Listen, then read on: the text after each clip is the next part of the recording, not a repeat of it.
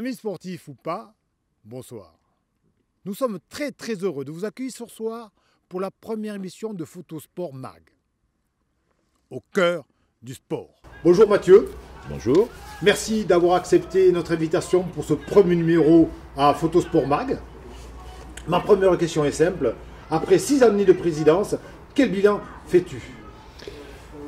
C'est vrai que comme tu le rappelles, ça fait déjà 6 ans et j'avoue que j'ai pas forcément vu le temps passer. Le bilan, d'un point de vue personnel, c'est une aventure humaine unique déjà, très enrichissante. Après, je mesure aujourd'hui la difficulté de ce genre de poste. Et peut-être que quand j'avais un brin d'inconscience à l'époque quand j'ai accepté de mener cette mission. Mais c'est vrai que c'est quand même quelque chose de très enrichissant, de très formateur aussi. Et puis surtout une possibilité de côtoyer beaucoup de gens et puis d'aborder tout un tas de problématiques, qu'elles soient humaines, financières, sportives. Donc c'est quelque chose que je ne regrette absolument pas et qui... Voilà. Et si c'était à refaire, avec ton expérience, qu'est-ce que tu changerais, qu'est-ce que tu ferais ou qu'est-ce que tu ne ferais pas?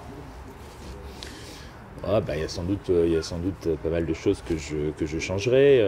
Après, je crois que c'est une aventure où on se sent vite seul et où on doit prendre des fois des décisions qui ne sont pas forcément populaires ou en tout cas qui sont peut-être des fois difficiles à prendre. Alors peut-être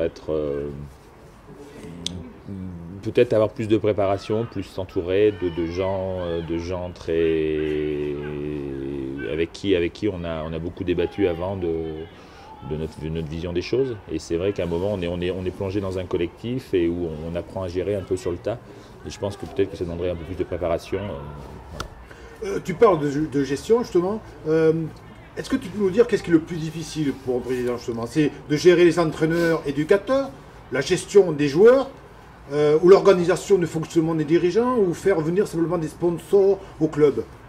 Je crois que tu définis pas mal les missions. En tout cas, c'est un peu tout ça. Si je devais résumer ou être un petit peu synthétique, je dirais que le plus important, c'est de faire travailler, être capable de faire travailler les gens, le maximum de gens ensemble. Donc avec moi je suis parti de principe d'une part qu'on avait besoin de tout le monde, qu'on était une association qui ne pouvait pas se permettre d'exclure des gens ou de laisser progresser des querelles, même si c'est compliqué toujours de gérer les hommes. Donc la difficulté, je pense, majeure d'un président, c'est de faire travailler les gens ensemble et pour le bien commun. Et ça, c'est pas forcément toujours facile et pas toujours compris par tout le monde. Voilà. Effectivement, je crois que prendre des décisions, ça fait jamais plaisir pour certains. Donc je pense à t'écouter que c'est vraiment difficile sur ce point-là de prendre des décisions, de trancher. Oui, mais après, faut accepter, ça fait partie du rôle. Et des fois, c'est des choses qui arrivent de devoir trancher et c'est pas forcément de gaieté de cœur. Ouais. C'est vrai que c'est quelque chose de difficile dans ce genre de poste. Ouais. Alors je reviens un petit peu à ma question précédente. Est-ce que tu aurais pris, avec le recul maintenant, est-ce que tu aurais pris d'autres décisions à une certaine époque? Sans doute, oui. J'aurais pris avec l'expérience, effectivement, j'aurais peut-être pris d'autres décisions. Alors je suis peut-être un peu curieux, mais... Je ne le dirais pas, mais je peux dire par contre sur le choix des hommes à certains moments. Voilà. Alors les hommes, quand tu parles des hommes, ça veut dire point de vue dirigeant, entraîneur, joueur? Non, parce que Dieu sait si au niveau dirigeant on a plutôt besoin de bonne volonté. Après, ça peut être le choix des hommes dans certains recrutements. Alors que ce soit, je vais être assez vague, mais c'est pas faire la langue de bois, mais que ce soit sur des joueurs, que ce soit sur des entraîneurs, ou que ce soit des fois sur des éducateurs sur certaines catégories, où peut-être il y a eu peut-être un petit peu de précipitation à un moment, mais ça c'est, je pense, le lot de tout le monde. Je crois tout simplement qu'un président d'un club comme Moulins n'est pas professionnel. Et Ouais. lorsqu'on n'est pas professionnel, eh bien, il faut du temps. Et la réflexion, peut-être on en manque un petit peu parfois. Exactement, oui, bien sûr. On ne sait pas trop, où on met les pieds au début. Et c'est vrai que peut-être des fois d'agir un petit peu plutôt comme dans l'entreprise, ça peut faire moins d'erreurs peut-être. Ouais. Alors justement, il reste 4 mois avant la fin de saison. Oui. Est-ce que tu te projettes déjà dans la saison 2016-2017 ou sinon tu ne penses qu'à court terme et de terminer au mieux cette saison?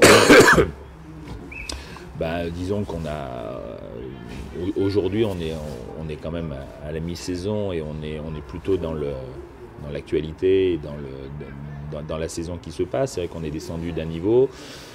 On a perdu énormément de joueurs, on a fait un très bon début de saison et puis on a commencé à avoir des blessés, des difficultés et on a un peu moins bien continué avant la trêve. Et aujourd'hui, c'est vrai que l'urgence au club, elle est de repartir du bon pied comme on a pu le faire en septembre pour retrouver la confiance et puis faire progresser nos jeunes joueurs, parce que je me rappelle qu'on a une équipe très jeune et c'est vrai qu'aujourd'hui, nos ressources et nos forces en tout cas ne nous permettent pas de toute façon de nous projeter sur l'année prochaine et en tout cas sur un niveau supérieur. D'accord, donc aujourd'hui nous sommes, l'équipe est 5e. Oui. Donc d'après ce que tu me dis, l'objectif de la montée semble s'être éloigné. Mais la qualification était toujours possible. La qualification, je rappelle pour nos auditeurs, c'est finir dans les 4 premiers. Tout à fait. Après, la montée, on a toujours dit que si elle se présentait, nous la jouerions. C'est évident. Aujourd'hui, je crois que nos dernières prestations ne peuvent pas nous permettre effectivement de parler de ça. Je crois qu'il faut qu'on retrouve de la confiance, il faut qu'on retrouve ce qu'on a su faire en début de saison. Il faut qu'on continue à progresser, notamment à certains postes où on est encore assez déficient. On sait qu'on a on est aussi tributaire de certains joueurs qui, quand ils ne sont pas là, on est beaucoup moins performants. Et puis on doit retrouver de la confiance, beaucoup de confiance, l'envie de jouer ensemble et ce qu'on a perdu sur les derniers matchs. Moi je vois que ça aujourd'hui. Après évidemment ce serait une déception de ne pas être qualifié, je ne vais pas faire le langue de bois. Et j'aimerais en tout cas que cette jeune génération joue dès cette année des phases finales. Alors tu nous parles souvent de jeune génération, donc d'après ce que je comprends, j'arrive à lire entre les lignes, peut-être qu'il faudrait recruter un petit peu pour l'année prochaine pour espérer mieux. Et alors comment se passe le recrutement à notre niveau, à ce niveau? C'est évident, on sait que certains... le recrutement c'est attractif, c'est proposer un projet de jeu qui fédère et qui permette à des gens de se retrouver. Après c'est vrai que la problématique moulinoise reste que nous sommes relativement éloignés de potentiel, on va dire, recrues qui pourraient venir et se déplacer sans devoir changer de travail. Et donc la difficulté, elles sont là et je ne peux pas dire qu'aujourd'hui on ait un recrutement actif. On est plutôt dans des choses que l'on subit, mais aujourd'hui on va dire que notre politique et notre volonté est plus de faire confiance à des joueurs que nous formons et qui ont besoin de temps de jeu, parce qu'on a remarqué par le passé peut-être qu'on ne faisait pas assez jouer nos joueurs formés au club. Tu nous parles donc de la formation. Moi, comme professeur de PS, tu sais que j'adore ça. Oui. Alors j'ai une question un petit peu aussi sur la formation, mais un petit peu différente. De plus en plus, il y a les féminines, il y a de plus en plus de licenciés filles. Tout à fait. Peut-on savoir quelle est ta réflexion sur ce sujet-là? Elle est multiple. J'ai une réflexion multiple. D'abord, je suis papa d'une joueuse, donc c'est vrai que je me suis habitué aussi grâce à ma fille à la féminisation de notre sport qui à l'époque où moi je jouais n'était pas encore d'actualité ou beaucoup moins d'actualité. Ma réaction c'est que c'est une vraie fierté déjà pour notre club, parce que la section féminine est dynamique et projette une image rafraîchissante et vraiment nouvelle et vraiment c'est vraiment une belle image qui est retransmise par les jeunes filles du rugby. Après je dirais aussi que au niveau de la mentalité on retrouve, je trouve, chez les filles peut-être certaines valeurs qui font parfois défaut dans les catégories masculines. Et je trouve que c'est quelque chose qui est très important pour un club, et je suis très fier que la section féminine du Feu-Semeux se porte bien et se développe. Donc pour résumer, allez les filles, on pourrait dire. Je peux dire allez les filles aussi. Alors juste une petite question d'infrastructure. Depuis très longtemps, on parle des vestiaires du Feu-Semeux. Est-ce que tu peux nous en dire un petit peu plus à ce jour? Non, je vais pas vous faire je vais pas livrer de scoop sur les vestiaires du Feu-Semeux. Après, c'est vrai que vous savez que la réflexion sur les infrastructures du club sont liées à notre partenariat avec la mairie, et plus globalement à l'évolution que pourrait avoir l'ensemble des installations sur le long de l'Allier. C'est vrai qu'aujourd'hui, nous, on est un petit peu coincés ici. On est coincé parce que on est plutôt, vous savez qu'on est sur une zone qui n'est pas constructible, donc on est obligé de faire avec ce qui existe. Donc les projets sont très limités. Après, j'en profite quand même pour dire que c'est vrai qu'il va falloir demain trouver des solutions, parce que si nos effectifs continuent de croître, et on ne pourra pas continuer avec les vestiaires actuels.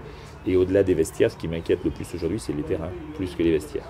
Donc l'appel du président pour la municipalité, c'est de fournissez-nous d'autres terrains, aidez-nous, aidez le rugby. Exactement, c'est vrai que quand on regarde le vendredi soir, les problématiques de place qu'on peut avoir pour s'entraîner avec des U18, U16, seniors et féminines, et deux sections féminines, c'est pas possible, quoi.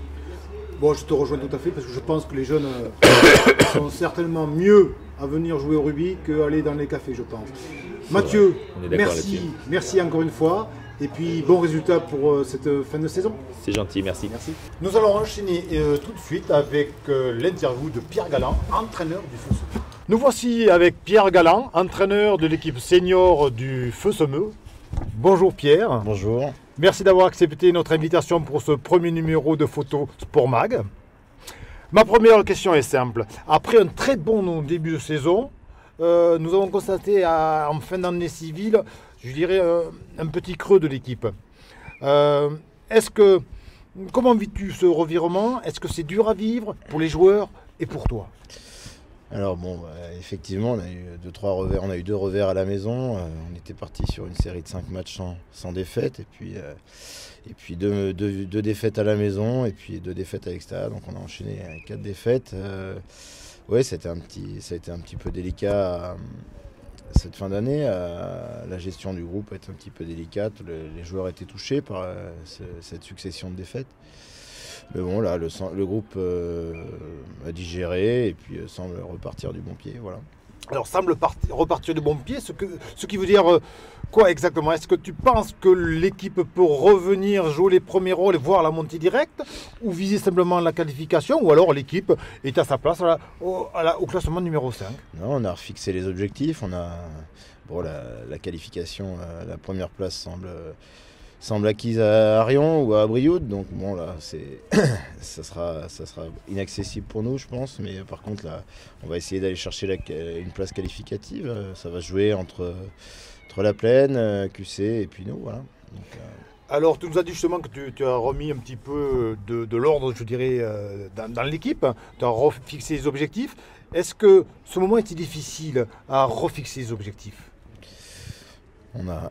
On s'est réunis, on s'est mis autour d'une table, les joueurs, les dirigeants, les entraîneurs. On a mis en lumière ce qui avait bien fonctionné en début d'année, et puis ce qui marchait un petit peu moins sur cette fin d'année, l'état d'esprit qu'il fallait retrouver, un petit peu, être un peu plus conquérant. On a eu une succession de blessures, des événements internes au groupe qui ont fait que l'équipe s'est un petit peu démobilisée, et puis on a perdu des matchs que je pense qu'on doit gagner. Bon, voilà, la chance a été de l'autre côté, quoi. Donc ça nous a pas aidé. Puis bon, voilà, il faut pas non plus. Il fallait remettre un peu en perspective ce qui s'était passé. Il y a des matchs qu'on aurait pu gagner, qu'on a gagné, qu'on aurait pu perdre, et puis inversement. Donc voilà, il fallait relativiser un peu où on en était, et puis repartir, se redonner l'objectif d'accrocher cette place qualificative. Alors, pour en savoir un peu plus sur ton fonctionnement, sur ta méthode de coaching, est-ce que tu peux nous dire si tu es si un coaching plus directif, plus à l'écoute, proche d'eux, autoritaire? Est-ce que tu peux nous dire comment tu travailles ou si tu fais ça à l'instinct? Alors nous, on fonctionne surtout avec le staff, on est 5.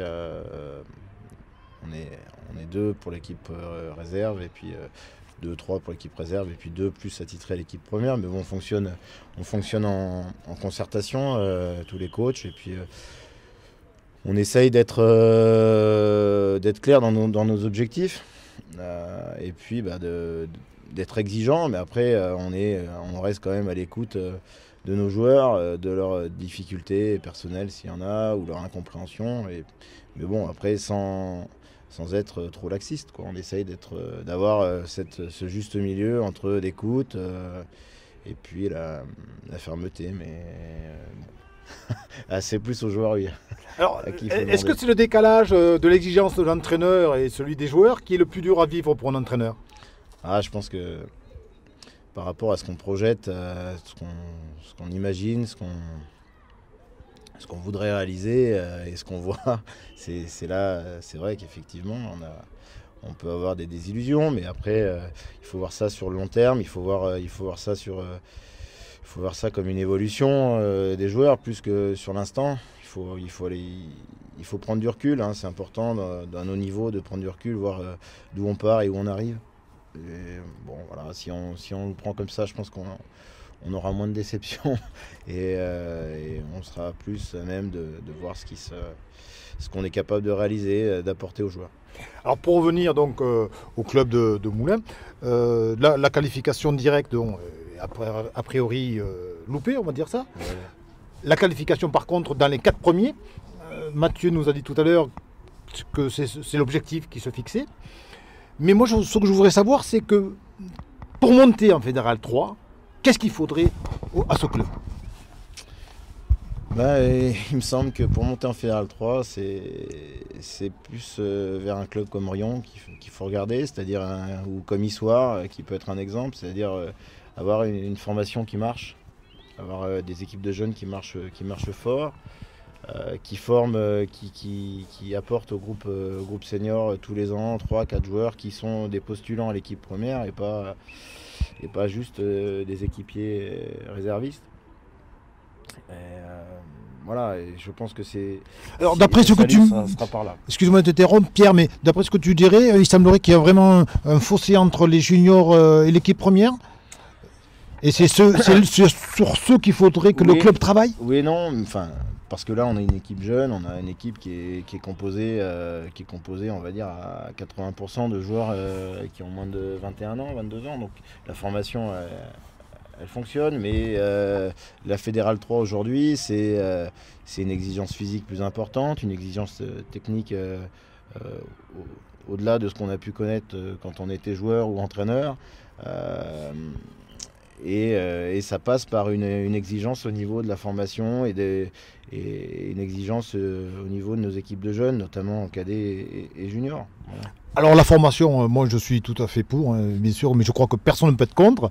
Mais est-ce que tu ne penses pas qu'il faut également avoir un petit peu de recrutement pour justement encadrer ces jeunes-là? Après le recrutement, c'est pas ma partie, j'ai envie de dire. Ça c'est les dirigeants qui... C'est ton souhait? C'est...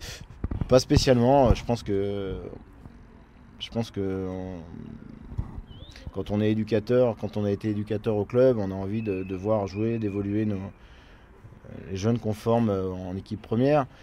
Et c'est toujours délicat. Moi, sur le temps où j'ai passé à Moulins, j'ai toujours vécu, et il y a toujours eu des moments délicats avec les arrivées de joueurs extérieurs. C'est toujours compliqué à faire l'osmose entre ces joueurs qui arrivent de l'extérieur et puis les joueurs issus du cru.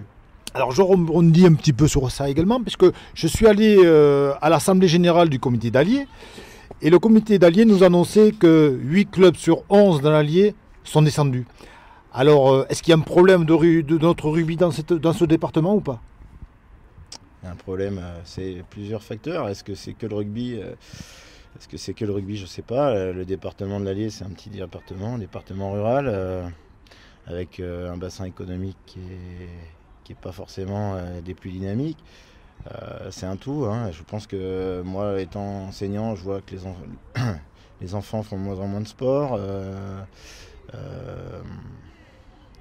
Je dirais que pour tous les sports, ils font de moins en moins de sport. Donc c'est pas particulier au rugby, je pense. Oui, mais voilà, si on regarde, est-ce que les autres clubs, les autres sports, les autres clubs de l'Allier dans les autres sports marchent bien? Je sais pas. Le basket, je sais pas si ça marche bien. La Jave, c'est pas ce qui est. Voilà, il y a un moteur, mais après, est-ce que ça fonctionne derrière? Voilà. Après, c'est vrai que le rugby, bon, dans l'Allier, on est un peu les parents pauvres de la région, hein. On a très peu de clubs, on a peu de licenciés. Voilà, et il est difficile de trouver des formateurs pour les jeunes. Il y a peu de joueurs, d'anciens joueurs qui s'investissent, hein. Je lance un message, hein. Les anciens joueurs, il faut s'investir un peu plus. Il faut donner. Et moi, je pense qu'il faudrait donner un peu plus. À l'école de rugby, par exemple, hein, on a peu de joueurs, d'anciens joueurs à l'école de rugby à Moulins qui ont été. Pierre lance un appel aux anciens joueurs, revenez au feu semeux, hein, on peut dire ça comme ça. Je dirais la dernière question, qu'est-ce qu'on peut te souhaiter personnellement et par rapport aux joueurs? Une victoire dimanche prochain, puisque je crois que dimanche vous allez à l'extérieur, et ça va être important. Joue, ouais. Et puis une qualification 3e, 4e place. Ouais, on aimerait bien, on aimerait faire les phases finales. Voilà, ça serait une belle année. Puis après, participer au championnat de France, ça serait une belle saison. Merci Pierre, et on te le souhaite. Merci.